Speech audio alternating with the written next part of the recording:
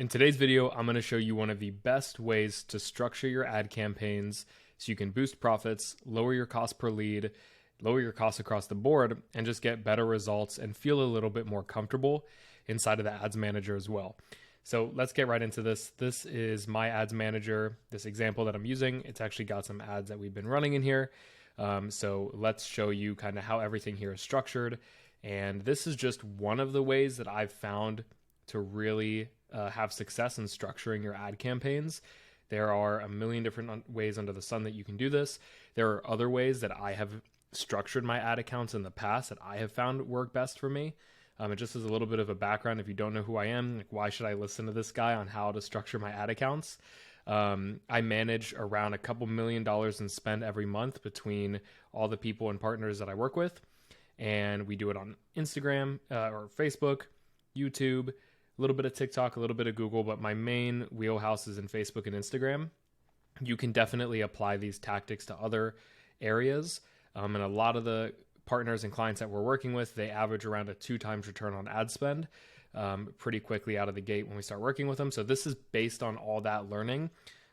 Managed millions and multiple millions of dollars of spend. So I've found kind of a flow that works best, even when the algorithm changes or something like iOS 14 happens.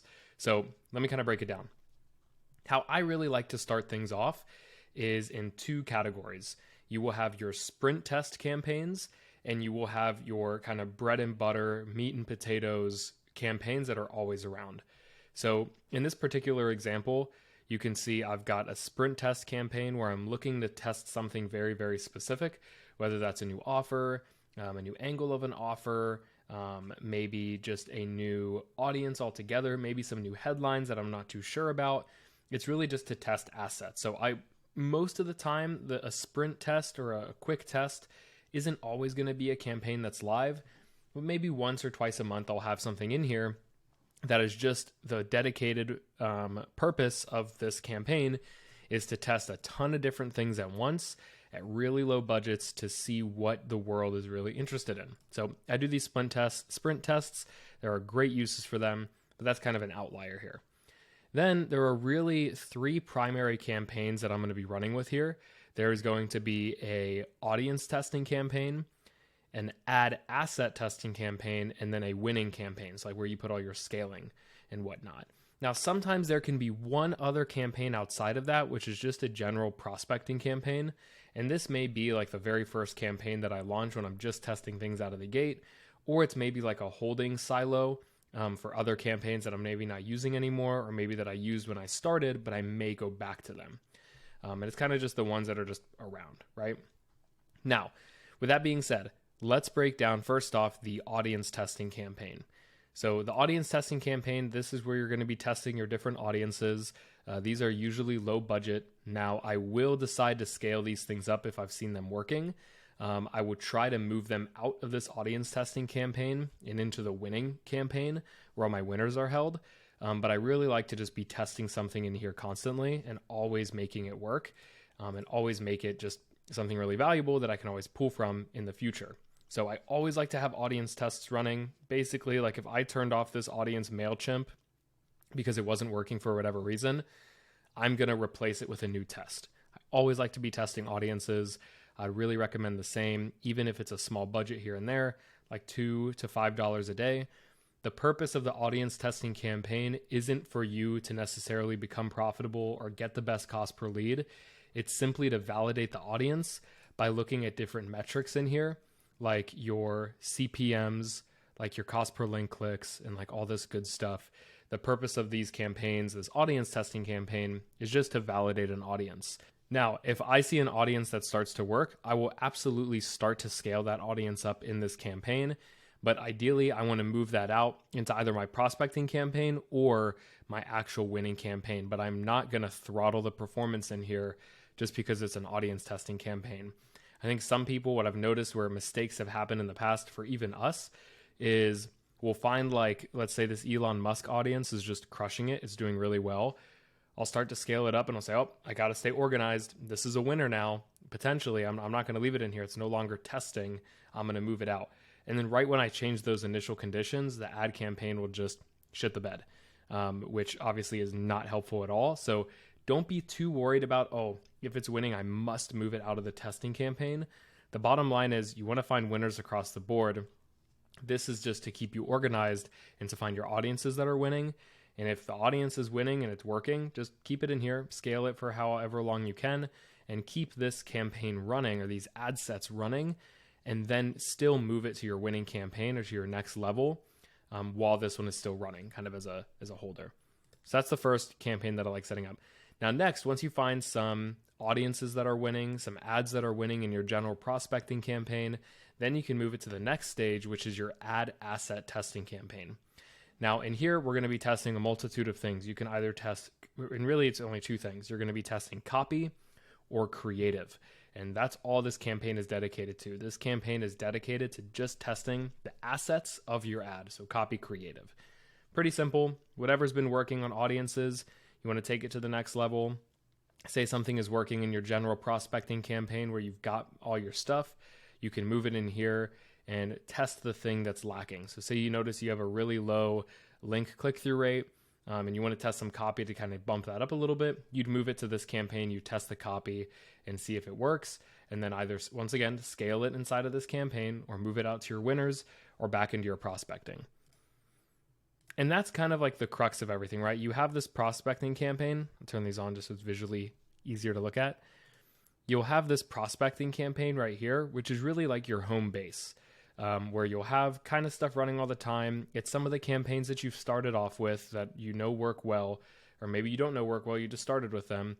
And then when you see what's lacking on these ones, say you see you have a really high CPM in this prospecting campaign, great, no problem. You're just going to start to test some different audiences. You're going to take that copy creative, test a ton of different audiences with it, and see what works. Say you then notice that, okay, there's another ad set inside this prospecting campaign that the click-through rate and the link click-through rate just isn't that hot. Let's start testing then some creatives or ad copy with it, and you move it to the ad asset testing. It makes it a really nice way to organize it, but you can always bring it back to your home base and kind of have it as a really good melting pot. Facebook likes this as well because they want you to aggregate everything and keep everything tight. So you only need to have a couple of campaigns running at a time. Now, some people would say that having 4 campaigns at a time may be too much. I have found this to actually work very well for us and the objectives that we've been using. Now, I also have some clients where we literally will only have 2 campaigns. We'll have a prospecting campaign and we will have a retargeting campaign. And from there, once again, that's great to have, but I think it's good to kind of have it organized a little bit, but it's up to you. I would follow the same kind of flow of finding something that works. What's the bottleneck? What can I test to remove that bottleneck? And then kind of go back to home base. So whether you're doing that all within one ad set or a campaign, or whether you're breaking it out across a couple, I think this is maybe the maximum I would do. Obviously, the sprint test is a separate thing within itself. And so is the winter campaign, which I'll touch on in a minute. But this is how I really like to structure things. It worked really well for us. The other one that I've left out here is obviously a retargeting campaign. I think that's really big. Everyone should be spending just a little bit of money on retargeting. You want to make it purposeful. You don't want to spend just to spend. And I'll probably do another video on retargeting specifically. But I think if you have a prospecting campaign, an ad asset testing campaign, audience testing, that's great. You could even throw your retargeting in this prospecting section right here, and it would be totally fine. Facebook wants you to kind of keep things in one campaign and limit the amount of campaigns that you're having and ad sets in total. They'd rather have you have more ad sets and ads than more campaigns. So I kind of like to limit it around here, and this has worked really, really well for us. Obviously, in the winning campaign, you can have things like CBO, lifetime spend, even things like a bully campaign. Those work really well. On top of that, you could even do something even easier or something else that's really neat. And in this prospecting campaign, say you know that this ad set's working for you. Inside the prospecting campaign, you can duplicate it and just test something really small with a micro variation, like what placement you're running it on, the learn more button, maybe change it to sign up, and smaller things like that you can test inside of here, as long as you're tracking it inside the ad set level. So let's say this was the original one that was working for me, but the CPMs are really high, which they are, or whatever it is. Let's just say they're not doing too well. and I just want to test the placement, I would then duplicate it inside the prospecting and test the placement. And I would just make sure I say IG feed only. That way I can see exactly what's going on from an ad set level, and I can see kind of what's working and what's not. Even if it's like so small tests, like micro tests like this, I like to keep them in the prospecting campaign. You could also choose to bucket them in the ad asset testing, but I think this is just a really way that we found to work well, and that I found to work well just with spending a ton of money on this stuff. It makes it easy to scale, jump around, and try a lot of different things in new places. So this is something that's worked really well for us. This is more of a general overview. There's lots of other strategies depending on what kind of objective you're trying to achieve. You want more booked calls? Do you want more sales? Do you just want leads? What are you looking for? And depending on that, sometimes the structure can be a little bit different. And like e-commerce is a really big different structure that would be different to this. But this is kind of like overall, you're a coach, course creator, consultant, or you're running ads for someone. This is a really good strategy that I've seen work. It makes me feel good when I look in the ad manager. I can just see where everything is. It makes it really easy to navigate as well. And Facebook likes it because we're trying to aggregate, once again, the campaigns. So let me know what your thoughts are. If you guys have any questions, let me know. I'm glad to make more videos going over different structures besides this one, because this is just one of many that I have seen work very, very well. And that's the big takeaway that I want you guys to take from this, is that there's not one structure that's going to work. I'm sure there'll be people saying like, oh, this structure doesn't work for me.